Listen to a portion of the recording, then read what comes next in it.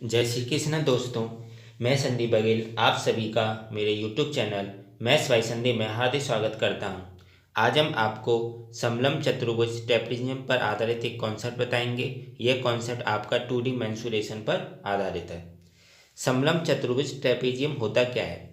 जिस चतुर्भुज की आमने सामने की केवल दो भुजाएं आपस में समांतर होती हैं उसे समलंब चतुर्भुज कहते हैं। जिस चतुर्भुज की आमने सामने की केवल दो भुजाएं आपस में कैसी हो, समांतर हो, तो वो क्या कहलाता है? समलंब चतुर्भुज कहलाता है। जैसे ये एक समलंब चतुर्भुज है ए बी सी डी।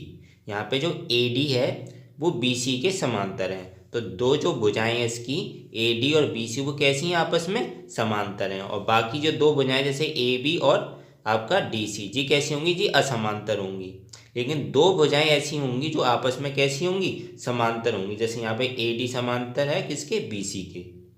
तो वो क्या कहलाता है? फिगर समलंब चतुर्भुज कहलाता है। जिस चतुर्भुज की आमने सामने की केवल दो भुजाएं आपस में समांतर होती हैं तो इसे क्या कहते हैं? समलंब चतुर्भुज।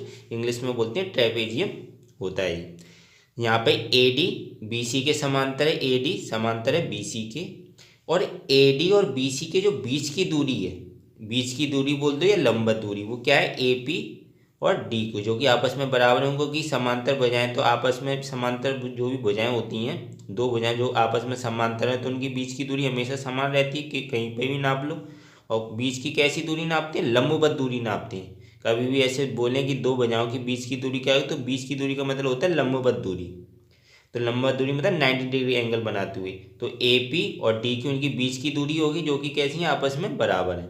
तो ए पी बराबर डी क्यू होगा, चाहे यहाँ पे नाप लो चाहे यहाँ पे नाप लो। तो ये क्या है? आपका समांतर भुजाओं की बीच की दूरी, या बोल सकते हैं लंबवत दूरी। लंबवत दूरी मतलब एज एक सीधी लाइन उस पर 90 डिग्री का एंगल बनाते हुए जी इसको बोलते हैं लंबवत दूरी। तो समलंब चतुर्भुज का क्षेत्रफल क्या हो जाएगा? 1/2 समांतर भुजाओं का योग। वेरी इंपॉर्टेंट फॉर्मूला है, ध्यान रखना इसको। एग्जाम में इससे रिलेटेड एग्जाम में बहुत सवाल आते हैं।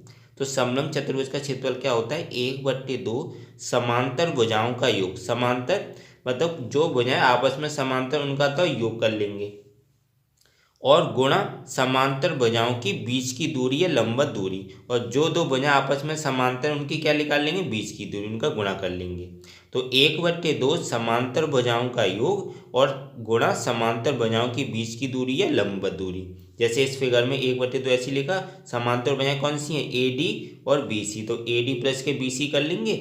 और समांतर भुजाओं के बीच की दूरी क्या है? ए पी ले लो या डी क्यू, दोनों जी तो आपस में बराबर होंगी। तो ए पी या डी क्यू।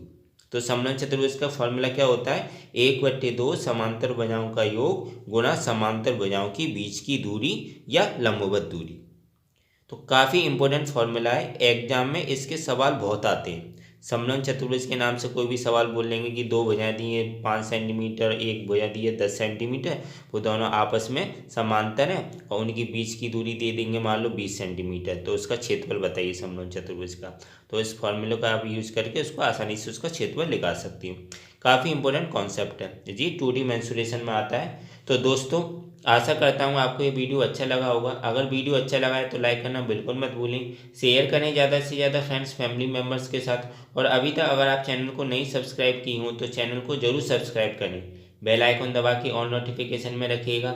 इससे क्या होगा कि जब भी मैं वीडियो डालूंगा आपको उस वीडियो का नोटिफिकेशन मिल जाया करेगा और आप उस वीडियो को देख लिया करेंगे।